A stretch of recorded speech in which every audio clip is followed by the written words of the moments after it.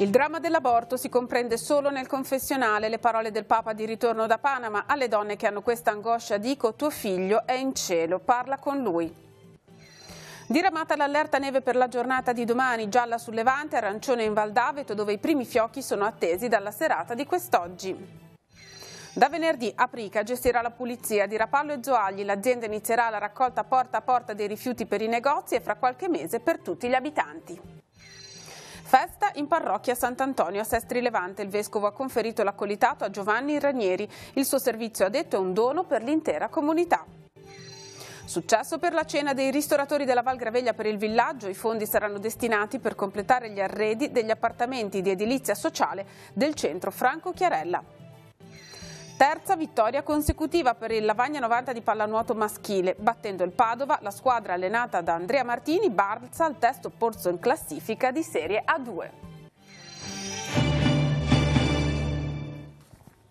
Buongiorno a tutti, ben ritrovati con la nostra informazione. Torniamo oggi su uno dei tanti temi affrontati dal Papa durante il viaggio di ritorno da Panama. Particolarmente toccanti le parole del Pontefice quando si è soffermato sul tema dell'aborto. Un dramma, ha spiegato Francesco, che si comprende solo nel confessionale. Sentiamo le parole del Papa.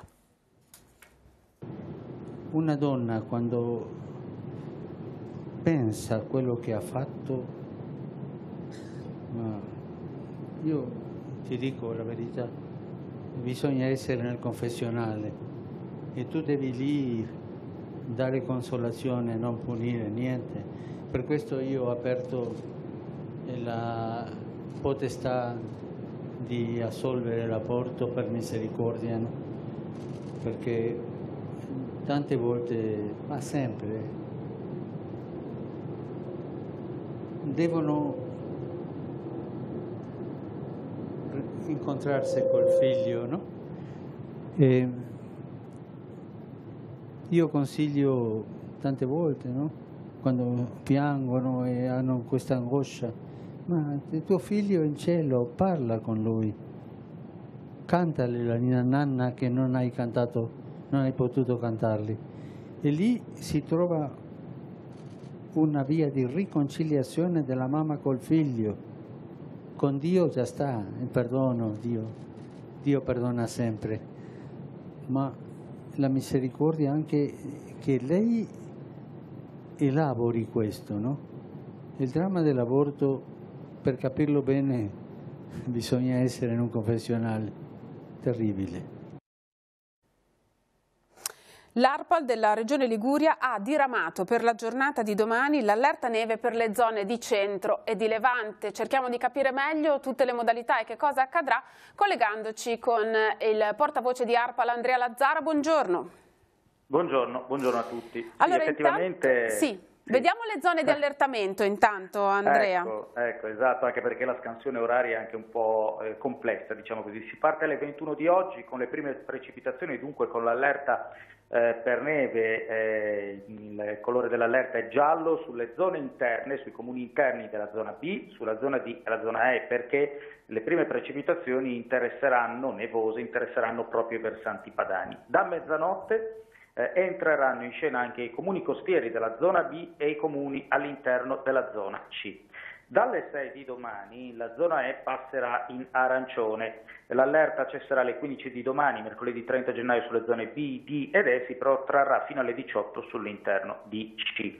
Cosa accadrà in questa perturbazione che è in arrivo sulla nostra regione, carica di aria fredda, andrà a interessare gran parte della Liguria a partire dalla serata di oggi. Come detto, inizialmente saranno i versanti padani quelli coinvolti con precipitazioni nevose, ma dalle prime ore della notte potrebbero essere anche raggiunte le zone costiere della parte centrale della regione. Molto dipenderà dall'afflusso di aria fredda dalla pianura padana e anche dalla formazione di eventuali rovesci nevosi. Per quello che riguarda in particolare le zone del centro e del Levante, soprattutto del Levante, l'arancione della zona E è dettata anche da un'attenzione particolare sul tracciato autostradali che corrono nella zona della Valle Scrivia, ma ovviamente anche nel resto della zona si potranno avere precipitazioni di un certo rilievo. Per quanto riguarda invece il levante più estremo, diciamo così, della regione, le precipitazioni dovrebbero raggiungere al massimo i 300-400 metri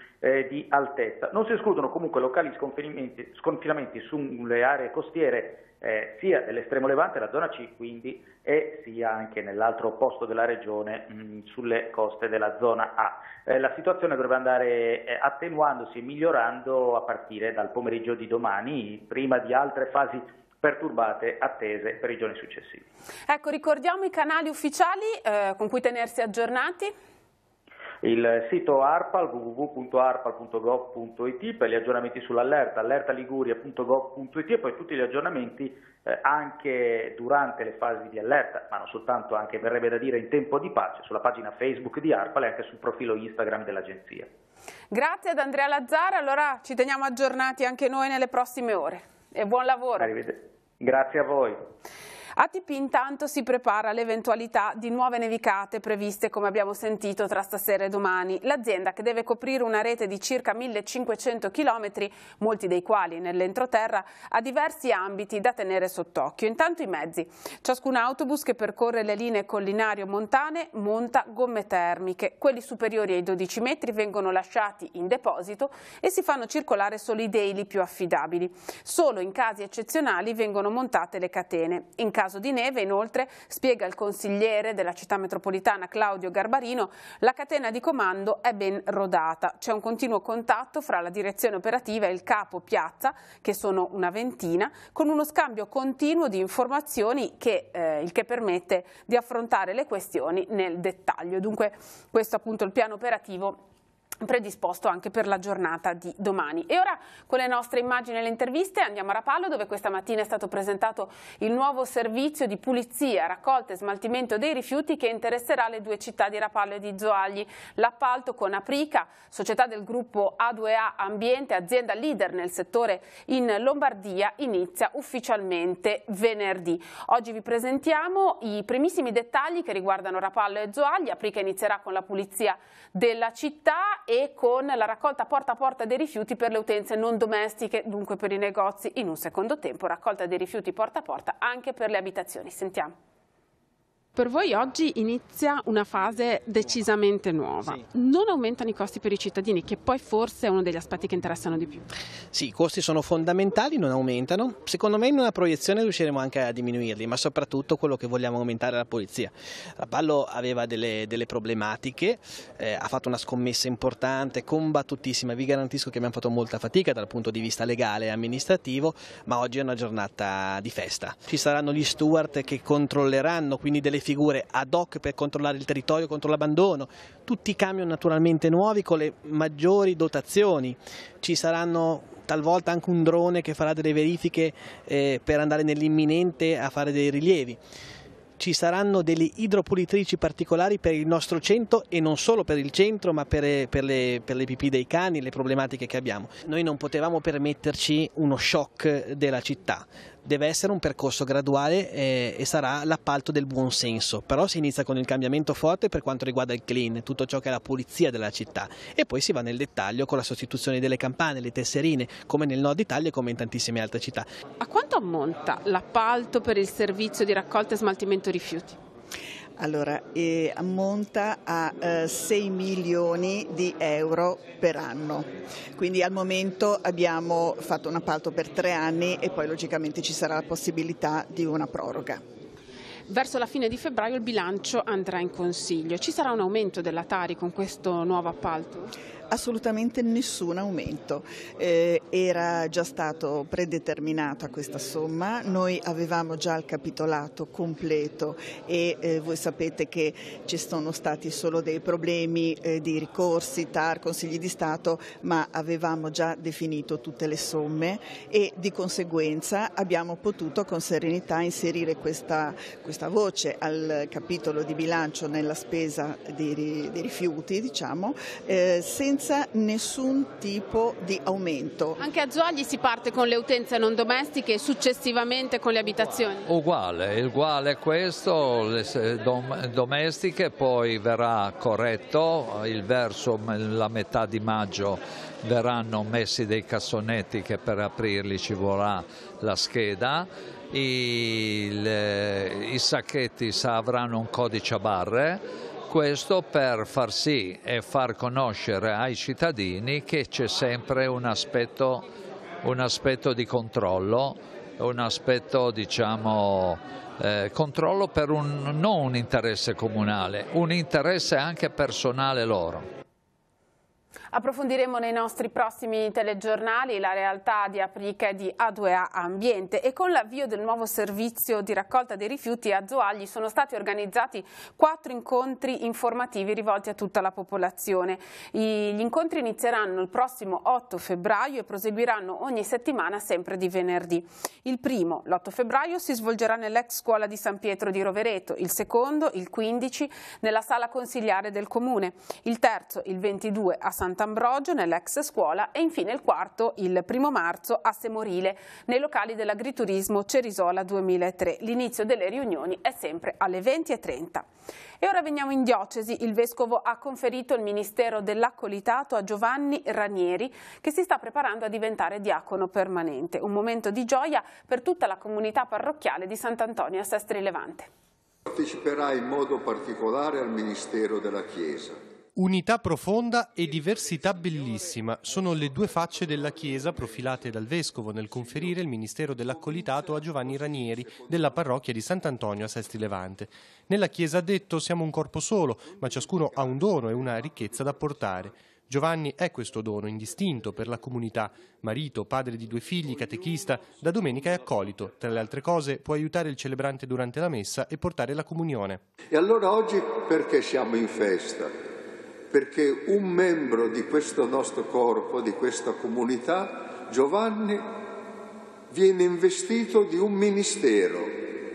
L'Apostolo Paolo ci ha detto: ci sono gli apostoli, ci sono i profeti, ci sono i ministri, ognuno ha un compito, e tutto questo edifica la Chiesa. La ricchezza di ogni persona non è fonte di invidia all'interno della Chiesa, ha spiegato Monsignor Alberto Tanasini, poiché è un dono per l'intera comunità. Così il ministero conferito a Giovanni Ranieri è a servizio della parrocchia e della diocesi, un dono per il cammino di fede di ciascuno. Il neoaccolito ha compiuto studi teologici ed è stato accompagnato da tante persone e dai diaconi permanenti del territorio. Sono sposo e quindi comprendo cosa Cristo cos'è Cristo perché è la Chiesa. E quindi cerco di amare la Chiesa di Cristo come amo mia moglie. Ho l'occhio ben allenato ad essere padre e quindi ad avere un occhio di misericordia verso il popolo di Dio, che mi arricchisce giorno per giorno con la loro fede, il loro cammino, la loro difficoltà e il loro modo di cercare Cristo. Oltre 150 persone hanno partecipato alla consueta cena annuale con i ristoratori della Val Graveglia, ospitata al villaggio del ragazzo di San Salvatore di Cogorno. Immancabile l'intrattenimento musicale di Dante del Trio Menestra. Il ricavato della serata sarà utilizzato per completare gli arredi degli appartamenti di edilizia sociale recentemente inaugurati al centro Franco Chiarella di San Pier di Canne a Chiavari. Questo è un appuntamento obbligato che per noi è un grande piacere venire qua a fare questa bella festa tutti insieme, finché riusciamo, finché Dante è in forma così non possiamo assolutamente mancare, ecco. E poi sì, nel tempo purtroppo non ci sono più altri amici che collaboravano con noi, ricordiamo particolarmente Franco, che ci manca tanto. Bisogna ricordare che questa serata è una serata anche dell'amicizia che c'è stata all'inizio della prologo della Val Graveglia con prete Rinaldo. Quando è venuto al villaggio? Quando è venuto al villaggio, 18 anni che... Siamo sui 20. Speriamo di arrivare, che se il nostro Signore ci assiste. Tavola grande,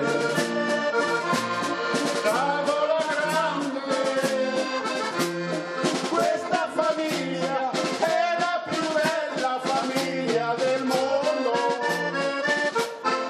questa sera in mezzo a tanti amici c'è anche il Consorzio Tassano che ha fatto un cammino simile. Ah sì, sì. È la seconda volta che vengo, anche l'anno scorso c'era il trio Minestra, credo anche l'anno scorso, col villaggio ci conosciamo, collaboriamo anche insieme e anche quest'anno siamo venuti con la giunta di Confindustria del Tigullio che mi pare particolarmente affezionata. Qual è l'opera che sarà finanziata, o meglio questa cena contribuirà per tanta strada che state facendo da tanti anni? Sì, abbiamo da terminare diciamo, le realizzazioni al centro Chiarella, abbiamo inaugurato recentemente gli appartamentini di alloggio temporaneo di edilizia residenziale e sociale, adesso li dobbiamo arredare e quindi ce ne sono 8 da arredare, penso che almeno 2 da questa serata forse saranno arredabili. Le interviste realizzate da Roberto Costa nel corso della serata di Festa al Villaggio saranno proposte nella puntata di Si può dare di più, in onda questa sera alle 21:10 su Telepace 1 al canale 15. La situazione dei bambini che vivono in Ucraina è sempre molto delicata. Nel nostro territorio l'associazione Faivelevich Garaventa si occupa da anni di sostenere l'infanzia russa e ucraina con spedizioni umanitarie per sostenere in particolar modo gli orfanotrovi di Kiev, Lvov e Odessa. L'ultima è stata nel 2015, quando vennero inviati 7 quintali di materiale nelle zone in guerra. Un nuovo viaggio è in programma per l'estate del 2019. L'associazione è alla ricerca di un locale asciutto, non necessariamente molto grande, dove poter depositare le scatole e fare operazioni di inventario e di preparazione. È desiderio del sodalizio che il locale si trovi tra Recco e Chiavari e dentro terra. Chi volesse contribuire e dare una mano può chiamare il numero 0185 55246 oppure mandare una mail a etno.ge@libero.it. Continuano le iniziative del Circolo della Pulce di Rapallo per sostenere le attività economiche e commerciali danneggiate dalla mareggiata. Oltre alla raccolta fondi, il Tigullio non molla, è stato organizzato un incontro per aiutare queste realtà a ripartire. L'appuntamento è per domani alle 18, dalle 18 alle 21:30, all'Hotel Italia e Lido di Rapallo. Parteciperanno l'amministratore delegato di HD Finance Alessandro Ponti, il direttore generale di Carimati Fulvio Cecchinato, il geometra Paolo Razzeto e i responsabili di numerose aziende che si sono rese disponibili ad aiutare le attività colpite. Fra i relatori anche l'assessore al bilancio Alessandra Ferrara, che illustrerà come usufruire delle agevolazioni attive e future messe in atto dal Comune di Rapallo. Ora la rassegna stampa, poi tutti gli altri aggiornamenti e lo sport. Avvenire titola ai limiti della legge, Sea-Watch è ancora bloccata e vietato avvicinarsi, ma il PD sale a bordo, i deputati del Partito Democratico sono indagati, Lega contro Movimento 5 Stelle sul processo a Salvini, si muove anche la Corte Europea, il governo spinge perché l'Olanda accolga i 47 migranti. E poi Panama, chiusa la GMG, testimone passa a Lisbona per il 2022, celibato non si cambia, dice Papa Francesco di ritorno sull'aereo con i giornalisti, l'aborto dramma che si capisce in confessionale. E poi il ritiro da Kabul, il governo è diviso, mossa di Trenta ed è quasi intesa tra Stati Uniti e Taliban. Nelle Filippine alta tensione dopo la strage di cristiani, andiamo a vedere che cosa è accaduto domenica, strage dei cristiani, Duterte, presidente delle Filippine, nessuna tregua ai terroristi, il presidente a Jolo dopo l'attentato di domenica nella cattedrale Nostra Signora del Carmelo, 20 le vittime, un centinaio di feriti, il leader ha già imposto la legge marziale al sud, chiede all'esercito più efficacia. E andiamo sul secolo XIX, TAV, il dossier della Lega smentisce Grillini, lo studio sostiene che l'analisi di Toninelli considera spese inesistenti, lo stop costerebbe 24 miliardi, il Quirinale ferma il decreto semplificazione e troppe norme nel testo, salta anche l'emendamento sul rinvio delle tasse per il Monte Morandi. C'è il via libera reddito e quota, le regole nella guida appunto che oggi pubblica il secolo XIX, poi anche qui l'Italia verso il ritiro all'Afghanistan, il ministro Moavero, il ministro degli esteri, io non lo sapevo. E il Papa, il sesso è un dono, si deve parlare a scuola, se ne deve parlare a scuola. Francesco parla al ritorno di Panama e dice il sesso non è un mostro. E poi a Tigullio Airport una tratta più lunga a partire da Pasqua, interesserà questo servizio di navetta anche il Tigullio orientale e le Cinque Terre. Il caso Carige, Tesauro accusa consulenze fuori controllo alla Cassa di risparmio di Genova. Nelle pagine del Levante, da Rapallo non rinnovano il permesso di soggiorno e 7 migranti vengono cancellati dall'anagrafe. Puggione della Lega dice ora si applichi nei loro confronti il decreto sicurezza, le leggi dello Stato devono essere rispettate, secondo il decreto sicurezza i richiedenti asilo non possono essere iscritti alle anagrafe.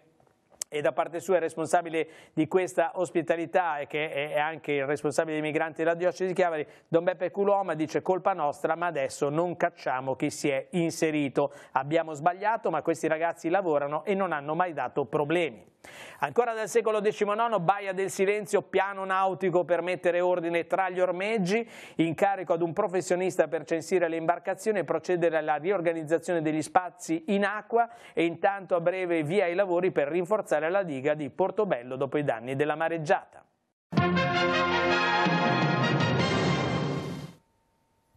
Per gli aggiornamenti andiamo in redazione da Maurizio Garreffa.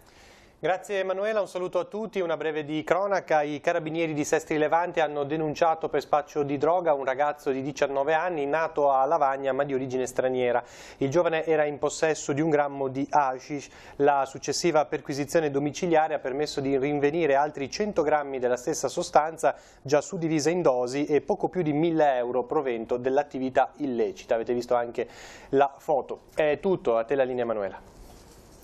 Grazie, siamo alla pallanuoto, parliamo del campionato di A2 maschile, terza vittoria consecutiva per il Lavagna 90 che nell'ultima sfida ospitata al Parco Tigullio ha battuto il Padova per 9-5. Una bella prestazione per la giovane squadra allenata da Andrea Martini che si gode il momento positivo, senza tralasciare l'impegno quotidiano e la preparazione necessaria per proseguire il campionato. Il Lavagna 90 ora è terzo in classifica, 15 punti, pari merito con il Camogli, dietro ad Ancona a quota 18 e a Torino a quota 16. Sentiamo l'intervista a 2 dei protagonisti della vittoria contro il Padova.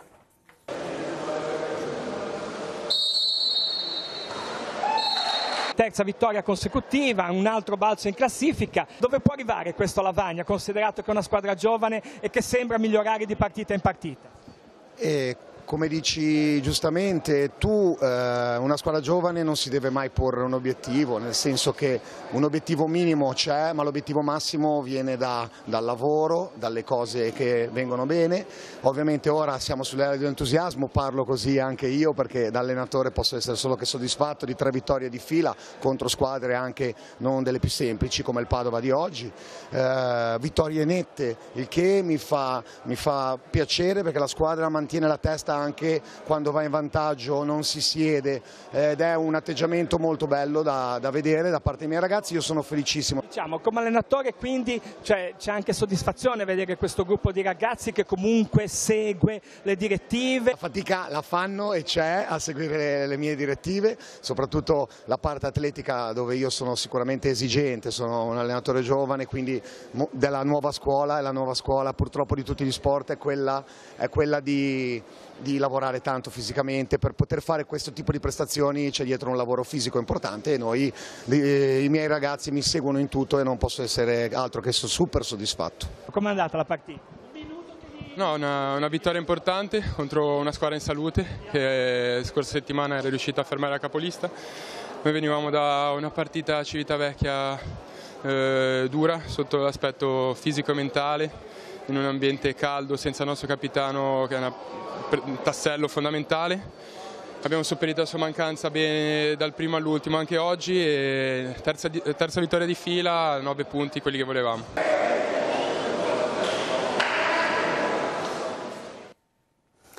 Sfuma il sogno del Rapallo pallanuoto impegnato nel fine settimana nelle partite di Euroleague. Le speranze di passare il turno preliminare e accedere alla fase successiva si infrangono sullo scoglio della formazione greca Vuliarmeni. Finisce 5-13 il match giocato questa mattina con le greche, che sono partite subito premendo il piede sull'acceleratore e hanno chiuso il primo parziale per 1-5. Il Rapallo ha fatto fatica ad entrare in partite e le avversarie hanno continuato ad incrementare il gap. Questi parziali 1-5, 1-3, 0-3 e 3-2.